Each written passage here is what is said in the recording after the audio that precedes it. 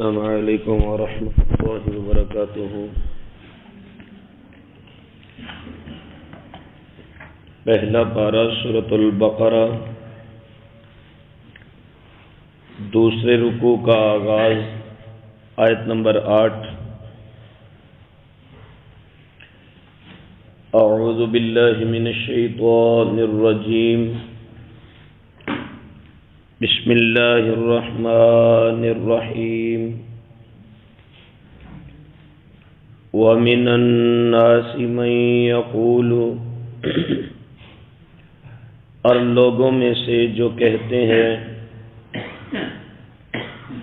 آمنا باللہ وبالیوم الآخر، ہم ایمان لائے اللہ پر اور آخرت کے دن پر، وما ہم بمؤمنین، حالانکہ وہ مومن نہیں ہیں، یخادعون اللہ والذین آمنوا، دھوکہ دینے کی کوشش کرتے ہیں اللہ اور ایمان والوں کو، وما یخدعون الا انفسهم،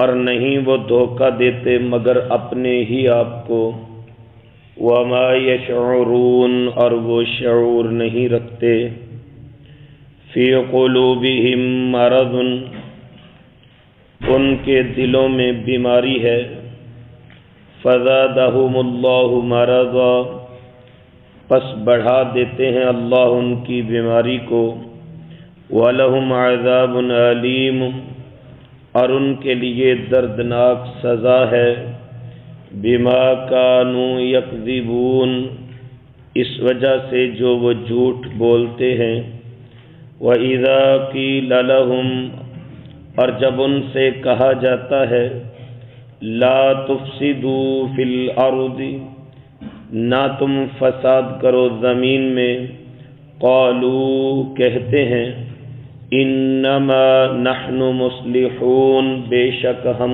تو اصلاح چاہتے ہیں، الا، خبردار، انہم هم المفسدون، وہی لوگ فساد کرنے والے ہیں، ولکن لا یشعرون، لیکن وہ شعور نہیں رکھتے، وَإِذَا قِيلَ لَهُمْ، اور جب کہا جاتا ہے ان سے، آمنوا، ایمان لاؤ، کما آمن الناس، جس طرح ایمان لائے لوگ، قالوا، کہتے ہیں، انؤمن، کیا ہم ایمان لائیں، کما آمن السفہاء، جس طرح ایمان لائے بے وقوف، الا، خبردار، انہم هم السفہاء، وہی لوگ بے وقوف ہیں، ولکن لا یعلمون، لیکن وہ نہیں جانتے۔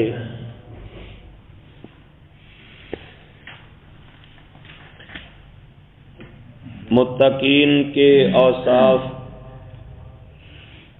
ایسے خوش نصیب لوگ جن کے لیے قرآن مجید راہ عمل اور موجب ہدایت بن جاتا ہے،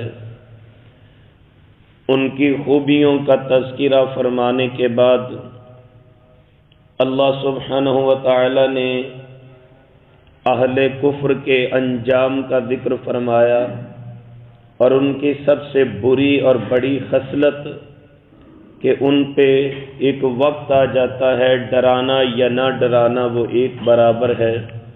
وجہ کیا ہے؟ گناہ کر کر کے دل کو سیاہ کر چکے اور آنکھوں اور کانوں پہ پردے پڑ چکے، لہذا اب ان کے لیے بہت بڑے عذاب اور سزا کے سوا کچھ باقی نہ رہا۔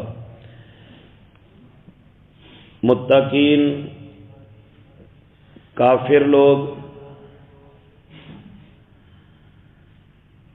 ان ہر دو اشخاص کا ذکر کرنے کے بعد ایک تیسرے گروہ کو یہاں متعارف کروایا جا رہا ہے۔ یہ وہ لوگ تھے کہ جو مکی زندگی میں کم از کم موجود نہیں تھے۔ جب مدینہ طیبہ ہجرت فرما کے تشریف لے گئے تو وہاں یہود کے 3 بڑے قبائل بنو کینکا، بنو قریظہ، بنو نذیر آباد تھے۔ ان میں سے کچھ اوس کے حامی تھے، کچھ خزرج والوں کے حامی تھے۔ عبداللہ بن ابی بن ابی سلول ایک ایسا منافق آدمی تھا کہ رسول اللہ صلی اللہ علیہ وآلہ وسلم کے مدینہ طیبہ تشریف لانے سے کچھ دن قبل باقاعدہ طور پہ الیکشن ہو چکا تھا اور عبداللہ بن ابی جیت چکا تھا، صرف تاج پوشی کی رسم باقی تھی، اس کے اختیارات اس کو دینے والے باقی تھے، باقی سارے معاملات طے پا چکے تھے۔ ادھر جناب رسول اللہ صلی اللہ علیہ وسلم جب مدینہ طیبہ تشریف لے آئے تو آج جناب کی طرف سبھی لوگوں کی توجہ مرکوز ہو گئی اور لوگ اس کو ویسے ہی بھول گئے۔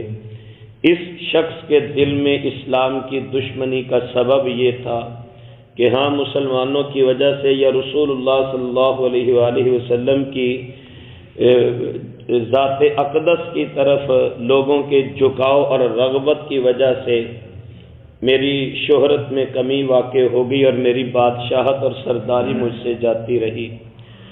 بڑا غور و فکر کرنے کے بعد اس نے یہ رستہ نکالا کہ لوگوں کے اندر اسلام کی جتنی اٹریکشن موجود ہے اس طرح تو ان کے ساتھ دشمنی لینا مناسب نہیں، لہذا کیوں نہ اسلام کا لبادہ اوڑھ کے دل سے اسلام کے خلاف سازشیں کی جائیں اور دشمنی رکھی جائیں۔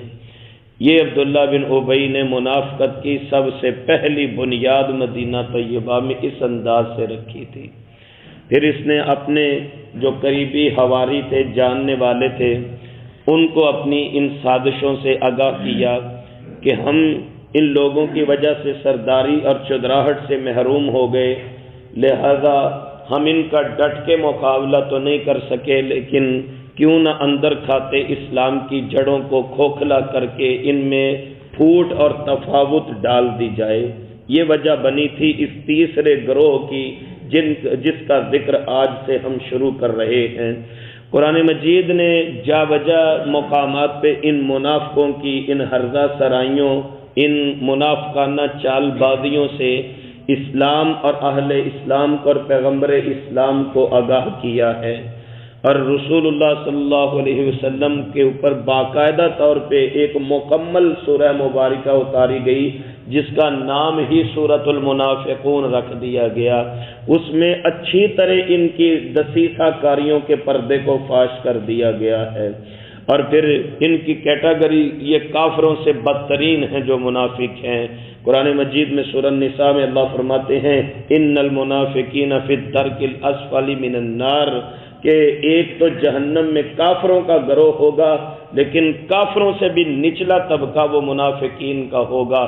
سارے جہنمیوں کا خون اور پیپ اور ان کی بول و براز اور ان کی گندگی اور غلاظت جہاں جا کے گرے گی، اللہ نے منافقین کا جہنم میں وہ مقام رکھا ہوا ہے۔ اللہ تعالی ہم سب کو نفاق سے محفوظ فرمائے۔ نفاق 2 طرح کا ہوتا ہے، ایک اعتقادی نفاق، ایک عملی نفاق۔ اعتقادی منافقت یہ ہے کہ بندہ دل سے اسلام کی اور حضور کی دشمنی کو دل میں رکھے۔ عملی طور پہ بعض اوقات منافقت وہ مسلمان سے بھی سرزد ہو جاتی ہے، جس طرح حدیث مبارکہ میں ہے رسول اللہ صلی اللہ علیہ وسلم نے فرمایا کہ منافق کی 4 خصلتیں ہیں، 4 نشانیاں ہیں۔ جب اس کو امانت پکڑائی جائے وہ خیانت کرتا ہے، جب بات کرتا ہے جھوٹ بولتا ہے، جب وعدہ کرتا ہے وعدہ خلافی کرتا ہے، اور جب جھگڑا کرتا ہے تو گالم گلوچ کرتا ہے۔ اور اس حدیث مبارکہ کی تشریح کو اس طرح سمجھایا گیا کہ جس کے اندر ایک ان میں سے بھی بات موجود ہے، یعنی ایک بندہ ہے وہ صرف خیانت کرتا ہے، باقی گالم گلوچ نہیں کرتا، وعدہ پورا کرتا ہے، اور وہ امانت پکڑائی جائے تو امانت کو پورے طریقے سے ادا کرتا ہے، لیکن ایک بھی بری خصلت موجود ہے، اس کا مطلب ہے کہ اس کے اندر منافقت کی یہ خصلت موجود ہے۔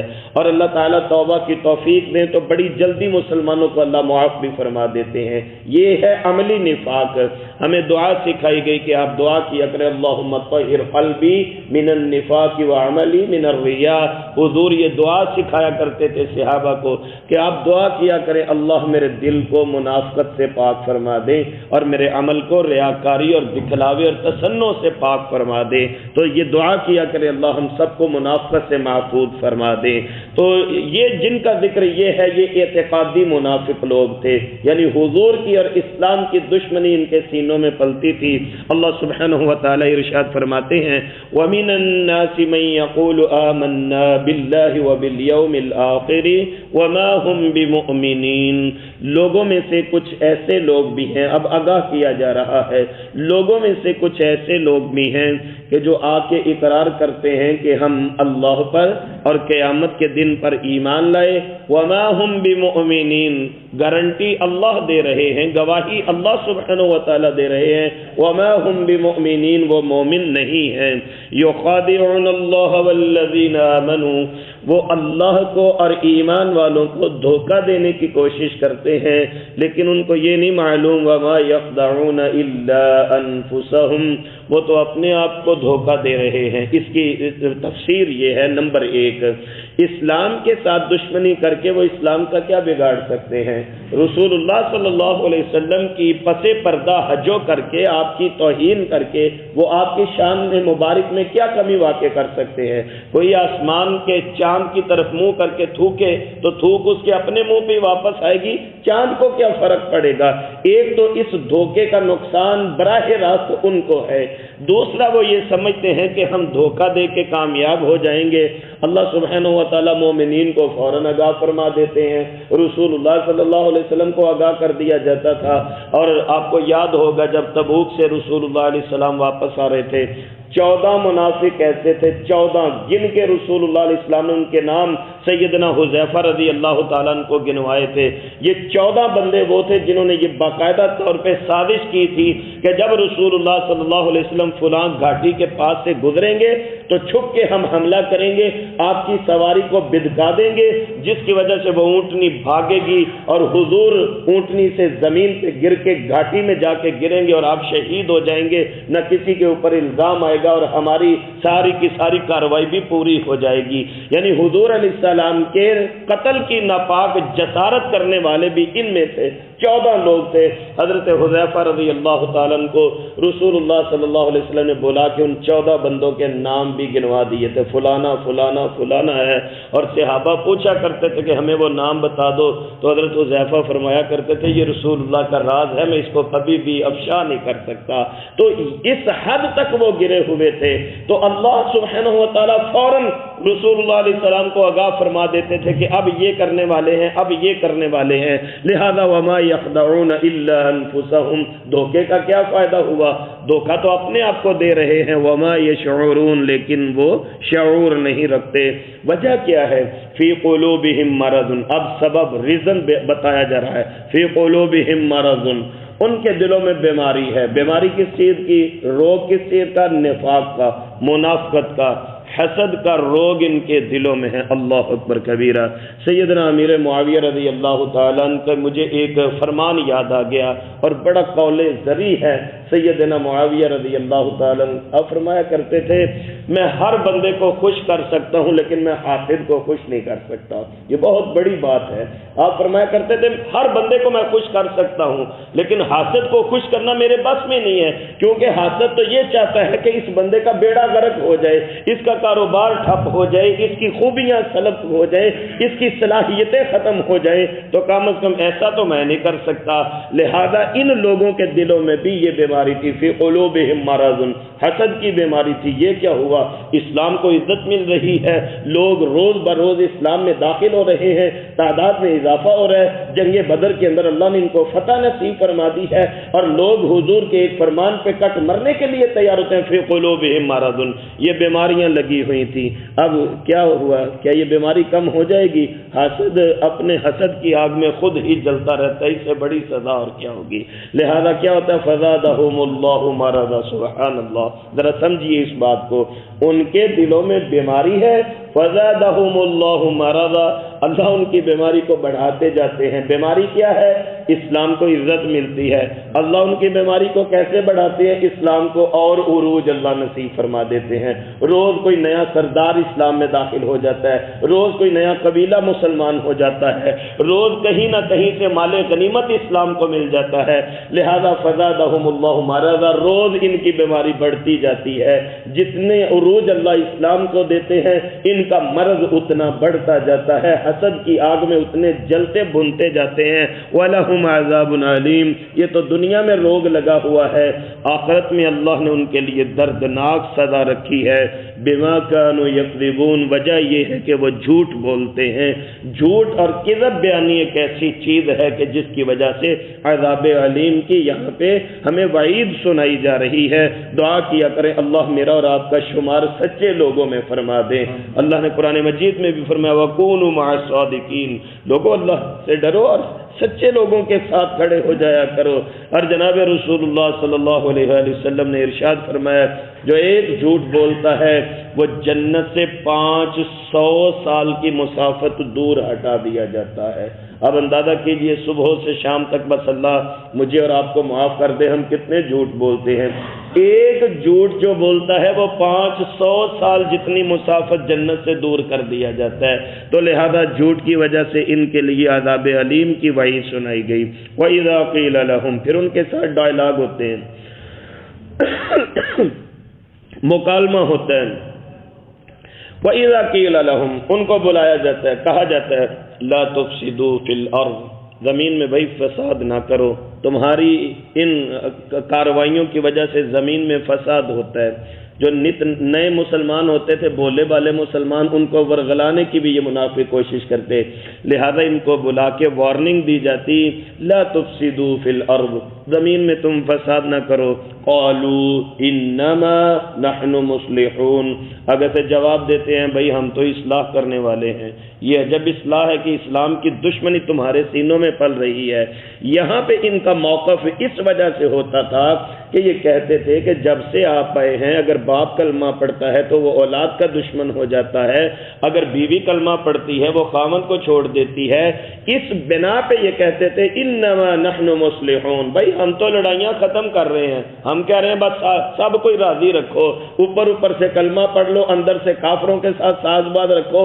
اس وجہ سے ان کا یہ جملہ اللہ نے استعمال فرمایا ہے کہ آگے سے جواب دیتے ہیں انما نحن مصلحون، ہم تو صلح کرنے والے ہیں۔ الا، خبردار، اللہ اکبر، جھڑکی دی جا رہی ہے، متوجہ کیا جا رہا، الا خبردار، انہم هم المفسدون، وہی لوگ حقیقت میں فساد کرنے والے ہیں۔ جس بندے کی کسی بھی ایکٹیویٹی کی وجہ سے اسلام کو نقصان پہنچے اور پیغمبر اسلام علیہ السلام کا دل دکھے، اس سے بڑا اور فسادی دنیا میں کوئی نہیں۔ الا انہم هم المفسدون، یہی لوگ فسادی ہیں، ولکن لا یشعرون، لیکن یہ نہیں شعور رکھتے۔ واذا قیل لهم، ایک اور مکالمہ ان سے ہوتا ہے، واذا قیل لهم، جب کہا جاتا ہے ان سے آمنو، ایمان لاؤ، دعوت دی جا رہی ہے، کما آمن الناس، معیار پیش کیا جا رہا ہے، کسوٹی بتائی جا رہی ہے، سٹینڈرڈ بتایا جا رہا ہے، ایمان لاؤ کما آمن الناس، جیسا کہ ایمان لائے لوگ، اور لوگوں سے مراد وہ سچے اور پکے مسلمان حضرات صحابہ کرام، اللہ ان پہ کروڑوں رحمت فرما دے۔ میرے پیارے نبی کے صلی اللہ علیہ وآلہ وسلم کا ہر پیارا صحابی دنیا کے جس خطے میں بھی اس وقت وہ سکون فرما ہے، اللہ ان کی قبروں پہ کروڑوں رحمت فرمائے۔ ان کا کیسا ایمان تھا میرے بھائیوں، کیسا ایمان تھا ان کا کہ اللہ نے ان کے ایمان کو معیار بنا دیا ہے۔ اگر تم نے کلمہ پڑھنا ہے تو صحابہ جیسا پڑھو، اگر دین کو اختیار کرنا ہے تو استقامت فی الدین کا عملی مظاہرہ صحابہ کرام کی جماعت کو دیکھو۔ لہذا فرمایا کہ کما آمن الناس، جیسا یہ پکے سچے مسلمان ایمان لائے اسی طرح تم ایمان لاؤ۔ قالوا، آگے سے جواب دیتے ہیں، انؤمن، استفہامی انداز ہے، अनुमिनु, क्या हम ईमान लाए, कमा आमन सुफहाउ, जैसा कि ईमान लाए बेवकूफ। यानी हम तो दोनों तरफ से रख रखाव रख लेते हैं, हम काफरों को भी खुश कर लेते हैं, मुसलमानों के सामने भी कलमा तय्यबा का इजहार कर लेते हैं। लिहाजा ये तो बेवकूफ हैं कि जो बरमला सच्चे दिल से खुलूस नीयत से इस्लाम कबूल करके कभी मारें खा रहे हैं, कभी जंगो जदल में जा रहे हैं, कभी गुर्बत को बर्दाश्त कर रहे हैं। लिहाजा ये आगे से जवाब दिया करते कि ये बेवकूफ़ हैं। अल्लाह सुब्हानहू व तआला ने इरशाद फरमाया, अला खबरदार, इन्नहुम हुमुस सुफहाउ, बेवकूफ़ ये नहीं, इन्होंने तो अल्लाह के साथ जन्नत के सौदे कर लिए, इन्होंने तो अल्लाह से जन्नत को खरीद लिया। तो बेवकूफ़ वो लोग हैं कि जो इस्लाम की दुश्मनी सीनों में रख के इस्लाम के खिलाफ मुनाफिकत की राह पे चल रहे हैं। वलाकिन ला यअलमून, लेकिन ये लोग नहीं जानते। इन्हीं अल्फाज के साथ हमारा आज का सबक मुकम्मल हुआ। अल्लाह सुब्हानहू व तआला से दुआ कीजिए, अल्लाह सुब्हानहू व तआला हम सबको कुरान पाक की रहमतों और बरकतों को समेटने की तौफीक नसीब फरमाए। कुरान पाक पढ़ने पढ़ाने की खैर बरकत अल्लाह हम पर, हमारे अहले खाना, कारोबार और दीगर मामलात पर वारिद फरमा दें। हमें शर शैतान से, शर इंसान से, बिलखुसूस अपने नफ्स की शरारतों से अल्लाह बचने की तौफीक नसीब फरमा दें। कुरान पाक की बरकत से अल्लाह हमारे घरों में रहमतें फरमा दें, हमारे मामलात में बरकतों का नुज़ूल फरमा दें। अल्लाह बीमारों को शिफा दे दें, फौत शुदगान की मग़फ़िरत फरमा दें। अल्लाह की तौफीक से हम अपने दिन का आगाज़ कुरान पाक को समझने जैसे अजीम अमल से करते हैं। अल्लाह अपनी बारगाह में कबूल फरमा के हम सब की हिफाजत फरमाए। जो कारोबार के लिए, काम धंधे के लिए, जो ड्यूटियों के लिए घरों से निकलने वाले हैं, अल्लाह अपनी हिफ्ज़ व अमान में रखें और खैर व सलामती से अपने घरों को वापस लौटना नसीब फरमा दें।